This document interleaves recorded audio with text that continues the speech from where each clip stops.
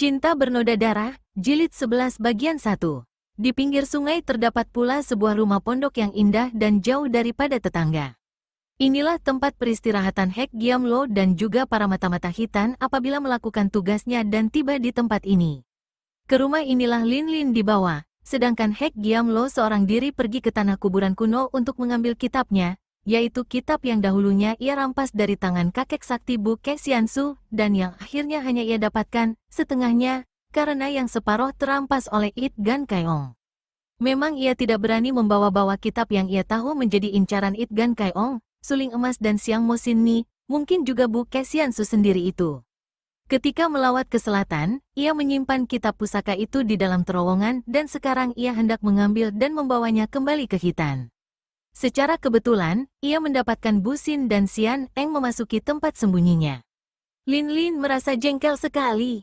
Biarpun ia selalu diperlakukan dengan hormat, dipanggil Tuan Puteri, setiap kali mendapat hidangan-hidangan yang lezat dan segala macam kebutuhannya dipenuhi, segala macam perintahnya, kecuali perintah agar ia bebas, ditaati, namun ia maklum bahwa sebenarnya ia menjadi tawanan.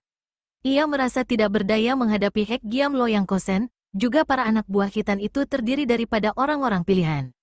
Oleh karena itu, gadis ini maklum bahwa takkan mungkin ia memberontak atau melarikan diri, hal itu hanya akan membuat ia menderita saja. Pikiran inilah yang membuat ia akhirnya tidak rewel minta dibebaskan lagi. Ia diam saja, malah kini memaksa diri bergembira, akan tetapi diam-diam ia amat mengharapkan munculnya Suling Emas. Ia merasa gemas juga mengapa sampai begitu lama Suling Emas tidak juga muncul menolongnya. Dan di samping ini, ia merasa amat sengsara dan sedih kalau ia mengingat Bok Liong. Kadang-kadang ia masih dapat melihat bayangan pemuda itu di pinggir sungai, pakaiannya kotor, rambutnya kusut dan kelihatannya sengsara. Memang pemuda yang keras hati ini sudah nekat untuk terus mengikuti perahu yang membawa gadis pujaannya. Liong Tewako, sudahlah jangan mengikuti perahu. Pergilah dan cari Suling Emas, suruh dia membebaskan aku. Dari atas perahu Lin Lin berteriak ke arah bayangan Lai Bok Liong yang bergerak di pinggir sungai. Hek Giamlo dan orang-orang Hitan yang mendengar dan melihat ini hanya tersenyum-senyum saja. Pemuda itu berseru menjawab, "Aku tidak bisa meninggalkanmu, Lin Moi. Tidak tahu Suling Emas berada di mana. Kalau aku pergi, bagaimana kalau mereka orang-orang liar itu mengganggumu? Aku akan mengadu nyawa dengan mereka. Jangan khawatir selama aku berada di dekatmu." Lin Lin menghela napas, diam-diam ia merasa terharu. Akhir-akhir ini mulailah terasa olehnya betapa mulia dan jujur hati pemuda itu, dan betapa besar pembelaan dan pengorbanan pemuda itu untuk dirinya. Mulai terbuka mata Lin Lin bahwa Lai Bok Liong amat mencinta dirinya dan hal ini membuatnya sedih dan terharu. Bukan pemuda ini yang selalu menjadi kenangan, menjadi harapan, menjadi pujaan hatinya. Hati dan perasaan cinta kasih dalam dadanya terampas oleh Suling Emas. Ia merasa amat khawatir melihat tingkah laku Bok Liong yang begitu nekat hendak melindungi dan membelanya, biarpun pemuda itu sendiri tahu betul bahwa ia tidak berdaya menghadapi Hek Giamlo dan anak buahnya. Lin Lin merasa khawatir kalau Bok Liong akan nekat dan akhirnya akan mengorbankan nyawanya, apalagi ketika ia diturunkan dari perahu dan diajak beristirahat di pondok tepi sungai itu. Dan kekhawatirannya terbukti. Sore hari itu, ketika Hek Giamlo sudah pergi meninggalkan pondok, sampailah Lai Bok Liong ke tempat itu. Pemuda ini tertinggal jauh oleh perahu, maka setelah sore baru ia dapat menyusul. Ketika melihat perahu yang diikutinya itu tertambat di pinggir, ia segera menghampiri rumah pondok. Dengan tubuh lemas dan sakit-sakit ia melangkah ke halaman pondok itu, sedikit pun tidak merasa takut. Padahal pemuda ini sebenarnya sedang tidak sehat. Tubuhnya panas dan lemas, karena selama dalam perjalanan mengikuti perahu, ia jarang sekali makan. Pula ia masih menderita luka ketika bertempur dengan Hek Giamlo di atas perahu beberapa hari yang lalu. Agaknya rasa cinta kasih yang besar membuat ia kuat menahan segala derita. Ketika melihat pondok itu sunyi saja, Bok Liong melangkah lebar menuju ke ruangan depan. Ia sudah nekat, hendak mencari Lin Lin dan mengajak gadis itu lari, atau membiarkan gadis itu lari sedangkan dia akan menahan orang-orang Hitan kalau mereka akan mengejarnya. "Lin Moi," ia memanggil dengan suara parau. Suaranya menjadi parau karena batuk. Kurang tidur membuat ia terserang batuk pula.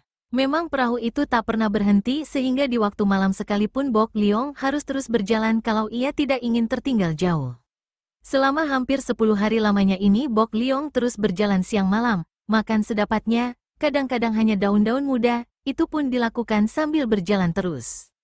Bahkan tidur pun sambil berjalan, kalau itu boleh dikatakan tidur.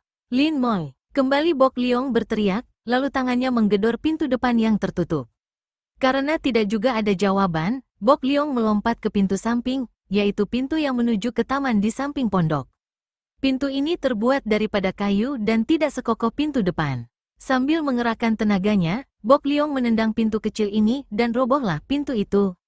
Akan tetapi sebelum ia melompat masuk, dari dalam keluar seorang laki-laki berkumis. "Jahanam liar, berani kau datang ke sini," teriak orang hitam itu yang segera menerjang ke depan dengan pukulan-pukulan keras. Bok Liong mengelak sambil melompat ke belakang, akan tetapi karena tubuhnya lemah dan gemetar, ia terhuyung-huyung sampai ke ruangan depan. Lawannya yang kelihatan kuat itu terus mendesaknya dengan pukulan-pukulan keras. Betapapun juga, tingkat ilmu kepandaian Bok Liong jauh lebih tinggi, maka biarpun terhuyung-huyung, Bok Liong selalu dapat mengelak.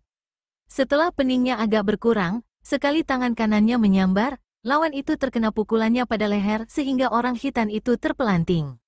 Akan tetapi dari pintu taman itu bermunculan orang-orang hitam. Bok Liong cepat mencabut pedangnya, akan tetapi karena 6 orang hitam itu serentak maju menubruknya. Bok Liong yang sudah lemas itu tak dapat bergerak lagi dan di lain saat ia telah ditelikung, kedua lengannya dibelenggu di belakang tubuh dan kedua kakinya pun diikat.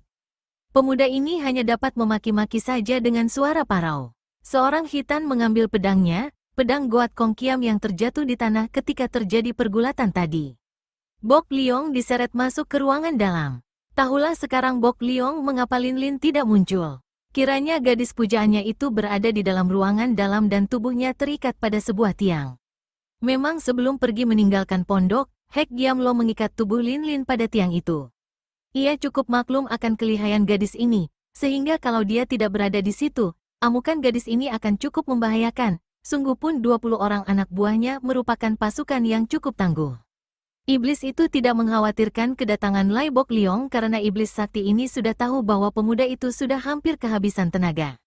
Melihat Lin Lin diikat pada tiang, Bok Liong makin marah. Dengan sisa tenaganya ia meronta-ronta. Namun ia terlalu lemah untuk dapat mematahkan belenggu yang mengikat kaki tangannya. "Lepaskan dia, kalian binatang-binatang liar. Hayo lepaskan Lin Moi. Orang gagah tidak mengganggu wanita. Kalian ini kalau memang laki-laki, jangan ganggu wanita dan boleh siksa atau bunuh aku." Lin Lin memandang Bok Liong dan amatlah terharu hatinya.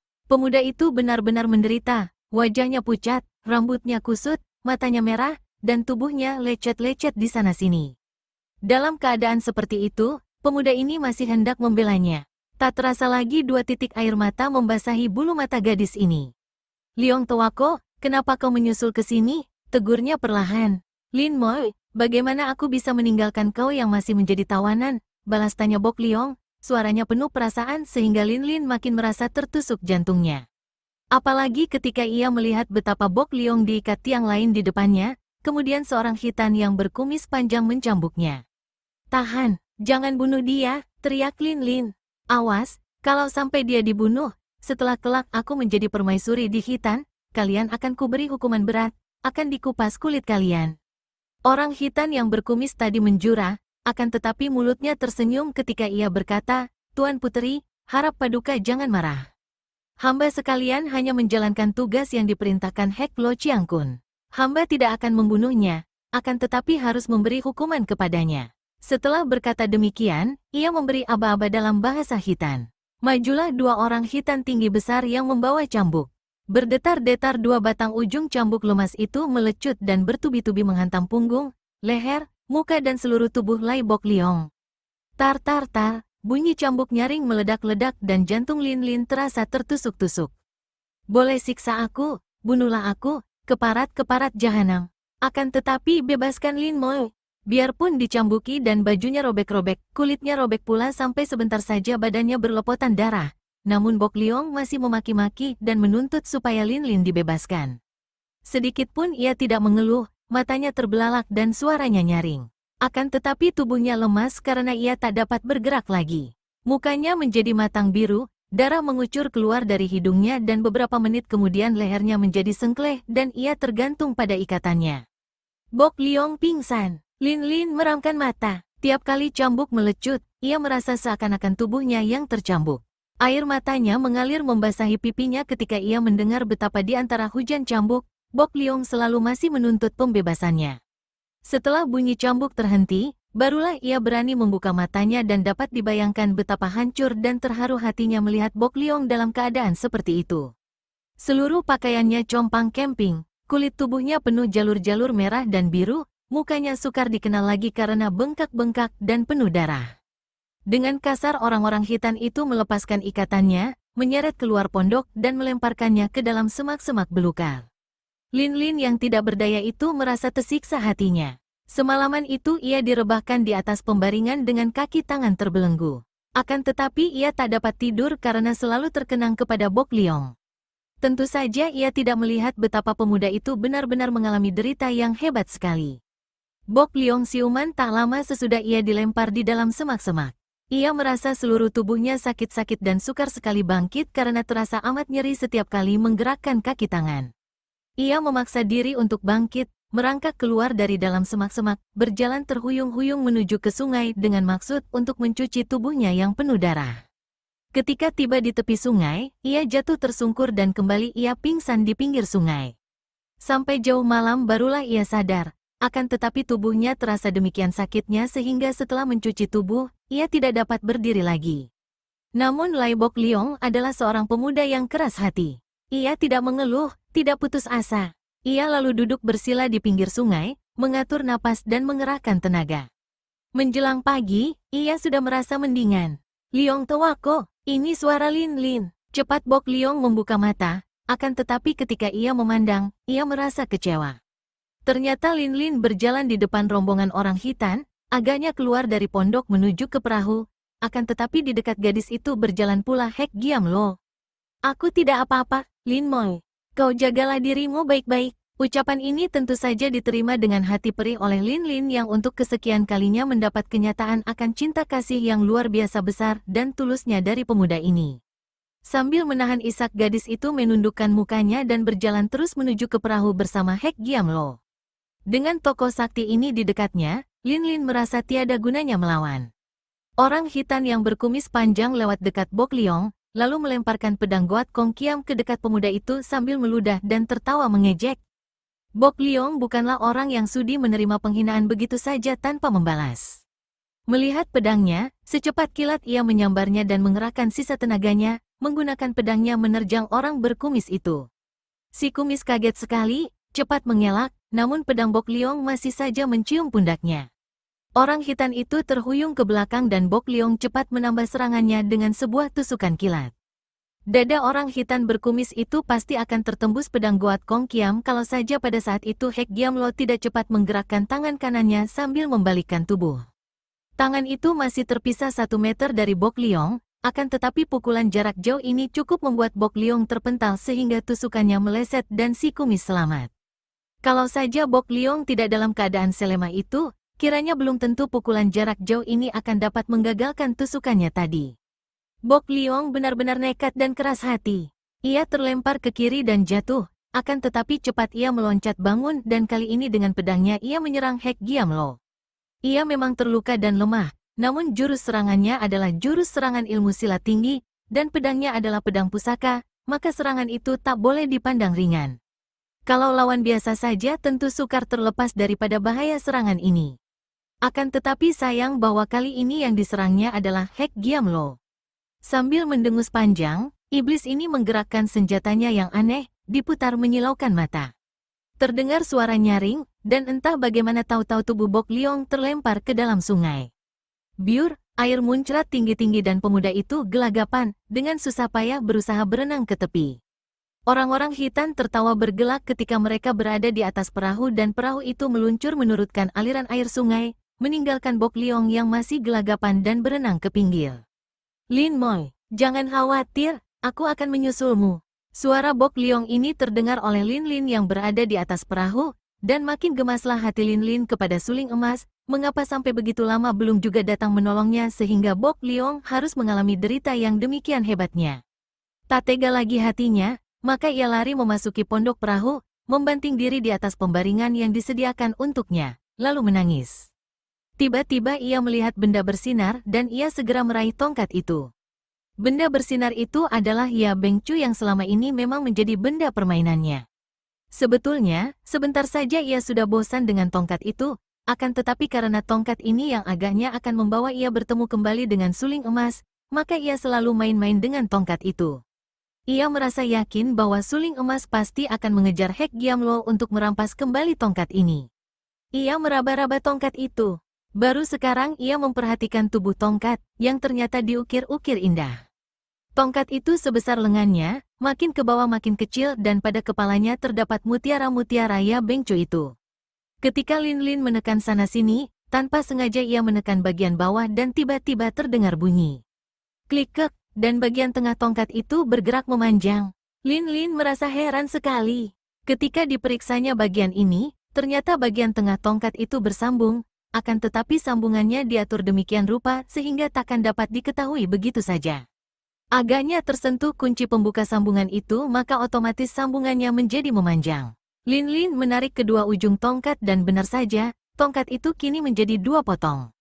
Bagian atas sebagai tutupnya dan bagian bawah sebagai wadah yang ternyata berlubang sebelah dalamnya. Dengan amat hati-hati Lin Lin memeriksa, mengetuk-ngetukkan kedua potongan tongkat yang berlubang itu dan keluarlah gulungan-gulungan kertas tipis dari dalamnya. Dengan hati berdebar-debar Lin Lin memeriksa. Kiranya kertas-kertas bergulung itu ada 13 lembar banyaknya, lebarnya sekaki persegi dan penuh dengan tulisan kecil-kecil yang indah. Lin Lin cepat membacanya dan alangkah girang dan tegang hatinya ketika membaca pelajaran ilmu silat aneh yang didahului dengan latihan semedi yang aneh pula. Karena di situ diterangkan bahwa untuk latihan ini orang harus bertelanjang bulat. Memang semua aliran menganjurkan bahwa di waktu semedi, orang harus mengenakan pakaian yang longgar, jangan ada yang menekan agar kedudukan tubuh menjadi enak dan jalan darah tidak terganggu, dan memang harus diakui bahwa yang terbaik adalah bertelanjang bulat. Lin Lin berpengharapan bahwa ilmu ini merupakan ilmu mukjizat yang akan dapat menolong dirinya. Akan tetapi pelajaran ini mengharuskan orang bertelanjang bulat dalam latihan ini, sungguh merupakan hal yang aneh dan luar biasa. Akan tetapi, karena hatinya amat ingin dapat membebaskan diri dari tangan Hek Giamlo, tanpa ragu-ragu lagi ia lalu membuka semua pakaiannya, lalu berjungkir balik dan bersemedi dalam keadaan aneh ini, kepala di bawah kaki di atas seperti yang dianjurkan di dalam gulungan kertas pertama. Beberapa menit kemudian ia merasa kepalanya pening, akan tetapi ia memaksa diri, mendesak Hawa Sinkang ke bagian menurut petunjuk dan 10 menit kemudian kakinya yang berada di atas itu terbanting ke bawah karena gadis ini sudah menjadi pingsan. Kebetulan sekali tubuhnya yang tak berpakaian lagi itu menimpa tongkat dan gulungan kertas sehingga tidak tampak dari luar. Kalau saja keadaannya tidak seaneh itu, agaknya Lin Lin akan menimbulkan kecurigaan Hek Giamlo. 2 kali anak buah Hek Giamlo mengetuk pintu pondok untuk mempersilakan dia keluar makan, dan 2 kali itu tidak ada jawaban dari dalam pondok. Akhirnya Hek Giamlo sendiri mendekati pintu pondok. Dengan perlahan didorongnya pintu dan ia menjenguk ke dalam. Dari dalam kedoknya iblis ini mendengus, lalu menutupkan kembali pintu pondok dari luar, kemudian memesan kepada semua anak buahnya agar jangan mengganggu Tuan Puteri yang sedang tidur nyenyak. Betapapun juga gadis itu akan diperisteri oleh kakaknya, Raja Hitan, maka Hek Giamlo tidak suka mengganggunya. Apalagi gadis yang ia anggap liar dan gila itu kini tidur dalam keadaan telanjang bulat, tentu saja tidak boleh dilihat anak buahnya. Seorang gadis yang menjadi calon permaisuri mana boleh dilihat oleh anak buahnya dalam keadaan tak berpakaian? Sama sekali Hek Giamlo tidak curiga, apalagi memang hawa pada siang hari itu amat panas. Lin Lin siuman kembali dan cepat-cepat ia berpakaian. Ia maklum bahwa ilmu yang tertulis di dalam gulungan kertas itu merupakan ilmu mukjizat yang luar biasa. Ia dapat menduga bahwa mempelajari ilmu ini tidak boleh secara serampangan belaka, maka ia mengambil keputusan untuk membacanya dengan teliti dan tidak akan melatihnya sebelum ia mengerti benar intisarinya. Tentu saja Lin Lin tidak tahu karena kertas-kertas itu dahulu ditulis oleh pendiri bengkau, yaitu Pat Jiu Sin Ong Liu Gan. Telah diceritakan di bagian depan yang menyinggung sedikit akan keadaan ketua bengkau pertama itu dengan puterinya, yaitu mendiang Tok Xiao Kui Liu Lucian.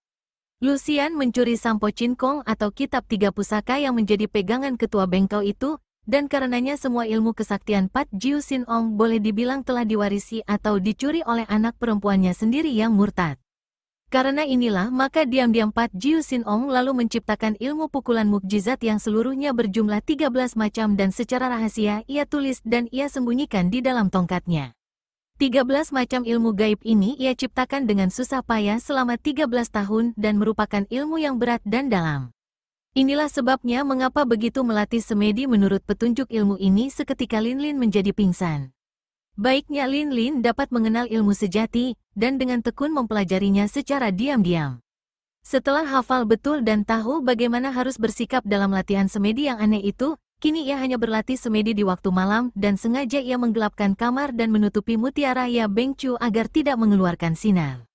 Baru berlatih 3 malam saja, ia sudah mendapatkan perubahan hebat dalam dirinya.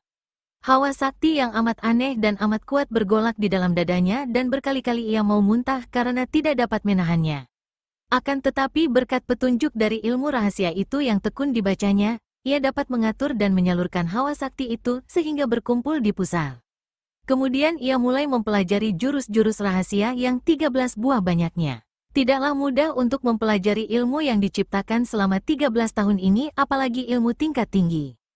Baiknya Lin Lin pernah menerima petunjuk dan gemblengan kakek Kim Lun Seng Jin sehingga sedikit banyak ia telah memiliki dasar untuk ilmu silat tingkat tinggi. Biarpun dengan susah payah dan sukar sekali, namun kecerdikannya membuat ia lambat laun dapat pula memetik buahnya. Semenjak mendapatkan kertas gulungan pelajaran rahasia yang kalau sudah baca ia simpan kembali ke dalam tongkat, Lin Lin bersikap tenang dan tidak lagi memaki-maki atau nekat mencari jalan pembebasan. Ia maklum bahwa untuk dapat bebas, ia harus dapat mengalahkan Hek Giam Lo dan untuk mencapai hal ini adalah tidak mudah.